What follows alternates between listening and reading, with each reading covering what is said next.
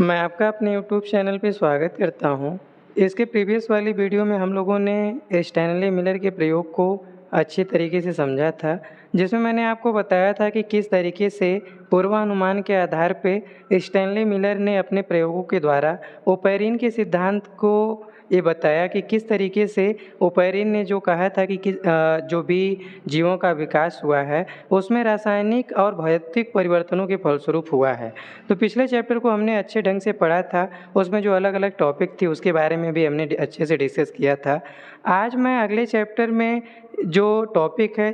जो अगला चैप्टर है उसे हम बायोटेक्नोलॉजी या जैव प्रौद्योगिकी के नाम से जानते हैं, जिसमें हम उसके प्रिंसिपल के बारे में पढ़ेंगे। तो इसमें मैंने जो एक टॉपिक लिया हुआ है, वैसे तो मैं आपको सीरीज़ में सीरियल वाइज ही पढ़ा था, लेकिन बोर्ड को देखते हुए जो क्वेश्चंस बोर्ड में अधिक बार पूछे जाते हैं और बार बार पूछे जाते हैं, यानी उस चैप्टर से वो टॉपिक आपकी कंपलसरी रहती है और बच्चों को भी वो टॉपिक समझने में काफ़ी कठिनाई महसूस होती है या काफ़ी कन्फ्यूजन बना रहता है। तो उन चैप्टर्स से मैं उन टॉपिक को ले रहा हूँ, जिससे कि आपको समझने में भी आसानी रहे और आपकी बोर्ड की प्रिपरेशन भी अच्छे से हो पाए। तो बायोटेक्नोलॉजी से आज मैंने लिया हुआ है रिकॉम्बिनेंट डीएनए टेक्नोलॉजी, यानी पुनर्योगज डीएनए टेक्नोलॉजी को। आप जानते हैं कि पुनर्योगज डीएनए टेक्नोलॉजी या पुनर्योगज डीएनए तकनीकी को हम जेनेटिक इंजीनियरिंग में अध्ययन करते हैं, मतलब जिसे हम जेनेटिक इंजीनियरिंग के नाम से भी जानते हैं। यानी जब भी हम आनुवंशिकी अभियांत्रिकी के बारे में अध्ययन करते हैं तो उसमें हम पुनर्योगज डीएनए टेक्नोलॉजी के बारे में अध्ययन करते हैं और पुनर्योगज डीएनए टेक्नोलॉजी के अंतर्गत पुनर्योगज डीएनए को हम प्राप्त करते हैं। मैंने एक से अधिक बार पुनर्योगज डीएनए के बारे में कहा आपसे और उसका नाम लिया। आप भी सोच रहे होंगे कि पुनर्योगज डीएनए है क्या। अभी तक तो हम लोगों ने डीएनए के बारे में ही जानते थे, लेकिन पुनर्योगज डीएनए क्या, एक नई टर्मिनोलॉजी आ गई। तो याद रखिएगा, जब हम दो अलग अलग स्रोतों से प्राप्त डीएनए को आपस में एक साथ जोड़ते हैं, उससे प्राप्त जो डीएनए होता है उसे हम पुनर्योगज डीएनए टेक्नोलॉजी कहते हैं। याद रखिएगा, या उसे पुनर्योगज डीएनए कहते हैं और जिस तकनीकी के अंतर्गत हम इसे प्रयोग में लाते हैं उसे पुनर्योगज डीएनए टेक्नोलॉजी के नाम से या तकनीकी के नाम से जानते हैं। अभी आपको इसका कुछ भी यूज समझ में नहीं आया होगा कि पुनर्योगज डीएनए क्या है या वांछित डीएनए भी इसे हम जानते हैं। तो आप बारी बारी से एक एक बातों को सुनते जाएंगे। तो आई होप कि आपको शार्ट वीडियो में पूरा पुनर्योगज डीएनए टेक्नोलॉजी समझ में आ जाएगा। बाकी 3D के माध्यम से वीडियो में किस तरीके से क्या स्टेप फॉलो होते हैं वो भी आप आसानी से देख पाएंगे।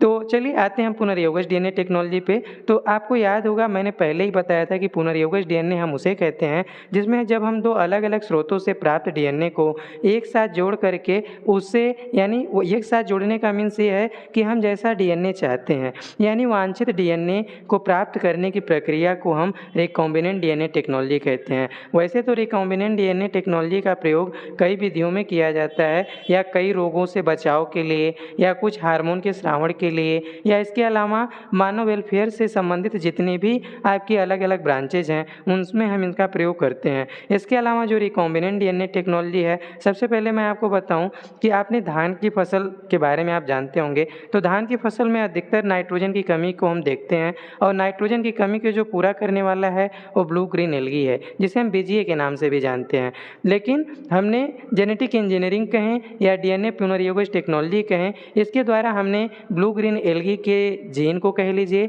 या डीएनए को हमने धान यानी पैडी के डीएनए से क्या किया, जोड़ दिया और धान में जो नाइट्रोजन की कमी है उसे हम दूर कर पाएँ। यानी कहने का मतलब ये है कि हम जैसा डीएनए चाहते हैं वैसा डीएनए बना करके किसी जीव के अंदर या किसी पौधे के अंदर हम उसे इंजेक्ट करवा करके जैसा उत्पादन चाहते हैं या जिस एंजाइम का श्रावण चाहते हैं या जिस मेडिसिन्स को बनाना चाहते हैं उस जीव की मदद से उसे हम प्राप्त कर पाते हैं। पहला तो एग्जाम्पल मैंने ये बताया कि किस तरीके से जो ब्लू ग्रीन एल्गी होता है उसके जीन को ले करके हम धान के जीन या डीएनए के साथ जोड़ करके उसमें नाइट्रोजन फिक्सेशन की प्रक्रिया को पूरा करा लेते हैं, जिससे नाइट्रोजन की कमी दूर हो जाती है। दूसरा आप इसका एग्जाम्पल है, आपने गोल्डन राइस के बारे में सुना होगा, यानी सुनहरे चावल की प्रजाति,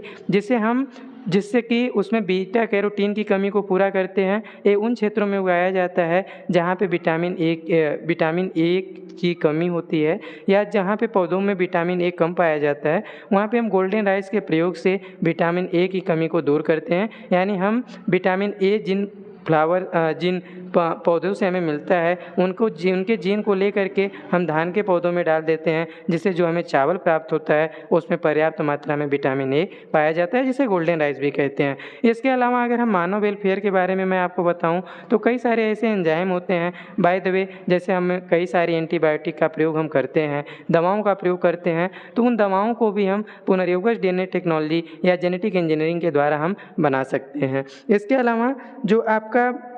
जेनेटिक इंजीनियरिंग है, इसमें आपको मैंने बताया कि इसकी उपयोगिता आपके जंतुओं और पौधों दोनों के लिए है। जैसे मैं आपको बताऊं, इसके जो अलग अलग स्टेप हैं, किस तरीके से हम पुनर्योगज डीएनए टेक्नोलॉजी का प्रयोग करके वांछित डीएनए को बनाते हैं, इसे हम अगली वीडियो में समझेंगे। लेकिन पुनर्योगज डीएनए टेक्नोलॉजी क्या है, पुनर्योगज डीएनए क्या है और रिकॉम्बिनेंट डीएनए टेक्नोलॉजी क्या है या जेनेटिक इंजीनियरिंग क्या है, ये जो छोटे छोटे टर्म होते हैं जिन्हें बोर्ड परीक्षा में अलग अलग नामों से पूछा जाता है, उसके बारे में मैंने एग्जाम्पल के थ्रू आपको समझाया। आई होप कि पुनर्योगज डीएनए टेक्नोलॉजी क्या होती है या ये किस तरीके से उपयोगी है, मैंने उपयोगिता को आपको बताया। अब अगली वीडियो में मैं आपसे जो पुनर्योगज डीएनए प्राप्त करने की जो तकनीकी है या जो अलग अलग स्टेप हैं, इसमें 5 स्टेप को किस तरीके से देखते हैं और किस तरीके से डीएनए को सेपरेट करते हैं, किस तरीके से डीएनए को काट करके डीएनए को जोड़ते हैं और किस तरीके से हम एक होस्ट के द्वारा डीएनए की कई कॉपियों को बनाते हैं, इसे हम अगली वीडियो में देखेंगे। मिलते हैं अगली वीडियो में, तब तक के लिए धन्यवाद।